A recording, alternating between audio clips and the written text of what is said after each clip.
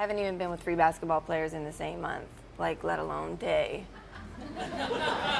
I like to, I space them out. Welcome to MsMojo, and today we're counting down our picks for the most unforgettable instances when celebrities were caught completely off guard or made uncomfortable during talk show appearances. I've gone through a lot in life, and I'm looking forward to actually just taking time for me. You can't make a joke of it. That's so mean. I'm not joking. No, you're not doing that. We're not doing that. Number 10, Mary-Kate and Ashley Olsen, The Oprah Winfrey Show. There's a new rumor that's recently surfaced. Has really upset you, right? The one about eating. In 2004, teenage twin stars Mary-Kate and Ashley Olsen appeared on The Oprah Winfrey Show to discuss their booming careers. At the time, there were rumors that Mary-Kate had an eating disorder, but Oprah Winfrey's couch was probably the last place both sisters expected to be grilled about them. Yeah, people are going to write what they want to write. We try not to read the good or the bad because it just kind of comes with the territory. Yet Winfrey dives right in, urging them to comment on the gossip. Ashley tries to brush it off, but Winfrey prods further, asking the siblings point blank about their size. What size are you, by the way? Size? It's an oddly inappropriate line of questioning, especially coming from Winfrey, who has openly discussed her own weight issues. And it's even more uncomfortable considering Mary-Kate entered rehab later that year for an eating disorder. Number 9, Mark Summers and Bert Reynolds, The Tonight Show with Jay Leno. Who told you you were a neatness freak? I just say that because your back is to me, and I was just talking to a back. No, I can talk to you too, Bert. Thank you. Watch out, he's got scissors. He's got scissors! Though they both worked in the same industry, Mark Summers and Bert Reynolds excelled at completely different areas. Summers was a pro at hosting kid shows, while Reynolds was the ultimate tough guy on screen. Their paths probably never would have crossed had they not both been booked for The Tonight Show with Jay Leno on the same night in October 1994. Reynolds was already cranky after Leno joked about his divorce, so when Summers made a similar wisecrack, Reynolds wasn't having it. I was just wondering who told you that, because... My wife tells me that often. She says, good morning, I'm still married, as a matter of fact. Yes, well, you...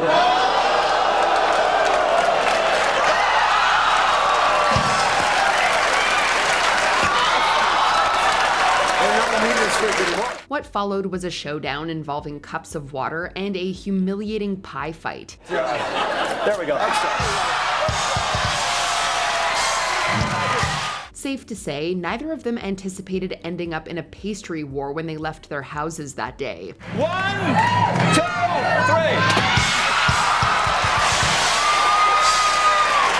3! Number 8, Drea Michelle, The Wendy Williams Show. Talking about your sex life can be awkward enough, but imagine doing it on national TV in front of millions. Do you ever feel like by putting your reputation out there like that no reasonable man would ever want to marry you? That all you are would be a trick? I mean, you know what I mean. That was the cringeworthy situation reality TV star Drea Michelle found herself in when she appeared on The Wendy Williams Show in 2011. Without warning, Williams put Michelle in the hot seat, asking her how many basketball players she'd been with. How many basketball players have you been with? I know that's if you don't watch the show, that seems like, Wendy, you're crazy, but this girl has gotten around, and I appreciate you being honest about it. Even she realized how bold her question was and tried to justify it by implying that Michelle had an active romantic history. From there, the interview spiraled into one wild moment after another, with each of Williams' statements being more shocking than the last. There were words on the show that you had been with 3 basketball players in one night, like passed around. The discomfort was clearly written on Michelle's face, yet she kept her cool through it all. Number 7, Vince McMahon, On the Record with Bob Costas. How many times did Bob Costas interrupt Vince McMahon before he let him answer the question? WWE bigwig Vince McMahon has dabbled in almost every sport imaginable. But perhaps his most spectacular flop was the short-lived XFL Football League, which barely limped through a single season before petering out with little fanfare. This debacle was thrown back in McMahon's face during a 2001 chat with sportscaster Bob Costas. Fair to take one little excerpt of this and one little excerpt of that, and then generalize, okay? Let's end on this. We have to end. I'm having fun. We have to end. The interview got off to a tense start, with Costas firing off questions, covering everything from the XFL's crash landing to the rather unsafe practices at the WWE, and barely giving McMahon a chance to respond. By the end, McMahon was very close to kicking Costas' butt, which he later admitted he might have done if the host wasn't physically smaller than him. Vince, we've got to go. Oh, it's too bad. This is such a delightful show, Bob. And thank you so much for having me on. Number 6, Lindsay Lohan, Late Show with David Letterman. Aren't you supposed to be in rehab now? Do you not watch anything that goes on? By now, it's no secret that Lindsay Lohan went through a rough patch during the late 2000s and early 2010s. She was still dealing with these issues when she appeared on The Late Show with David Letterman in 2013 to promote an upcoming film.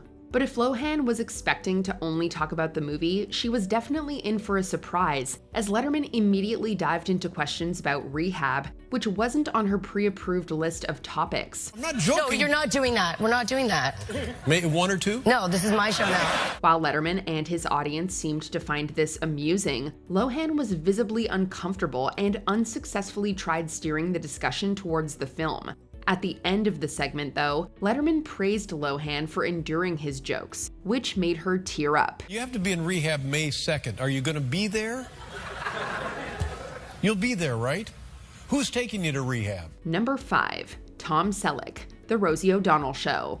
Rosie O'Donnell is no stranger to confrontation, but back in 1999, when she hosted her variety talk show, her image was more warm and fuzzy, which made what happened in this interview quite surprising. They're against the registering of guns. We have to register cars. Why shouldn't we register guns so that when a crime is committed, we can trace who has owned it? The segment, which was meant to promote Tom Selleck's movie The Love Letter, was filmed in the aftermath of the Columbine tragedy. Selleck, a known NRA supporter, found himself in the hot seat as O'Donnell veered off topic to grill him about the organization's stance on gun control, a topic they had supposedly agreed to avoid. You know, this is a nice one-sided conversation, but you keep interrupting me. Remember how civil you said we were going to be? The interview quickly descended into a fiery exchange, with Selleck trying to defend his position and O'Donnell interjecting at every turn.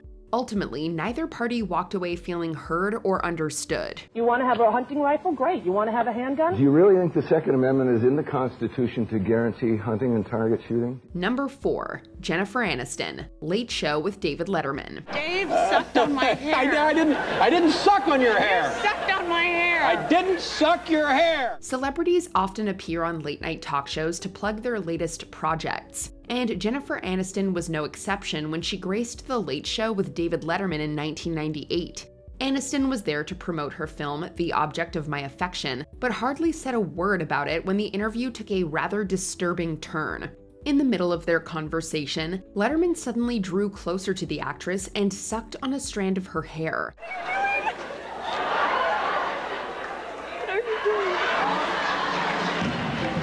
Aniston was laughing throughout the encounter, but it was clear that this invasion of her private space made her very uncomfortable. When asked if the experience was traumatizing, Aniston replied with an enthusiastic yes, because honestly, who wouldn't be? You're still traumatized by that hair deal, aren't you? I am. I don't know. Sorry. I just described another movie, didn't I? Number 3, Mariah Carey, The Ellen DeGeneres Show. People are saying that that you're pregnant. There's rumors. Don't discuss that.